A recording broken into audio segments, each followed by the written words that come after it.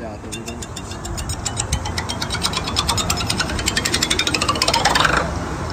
But moral of the story is, here's, I think, the couple first steps to financial freedom.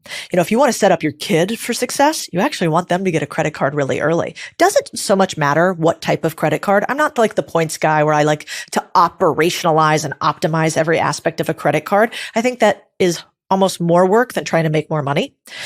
But I think if you go from any of the major banks, there are a lot of rules around credit cards. So they're really not allowed to mess with you so much on interest rates. There's a lot of protections for consumers. So don't stress too much about which one. Which one seems like it has some nice perks for you and you can get the most amount of money that you need. Cool.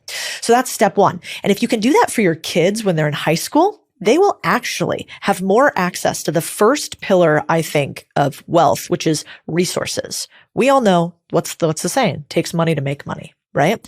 And so if you come from nothing, well, you can start actually building up your resource pile just from your credit, which you can start at a young age. You don't need to be rich to do that. And then after resources, you pile on knowledge, right? The rich pass on how to invest. We need to start doing that to our next generation. Then you pass on wealth accumulation. That's where you start to pile on your own money. And then finally, you pass on, the ability to invest, to continue to move cyclically your money around and make it work for you.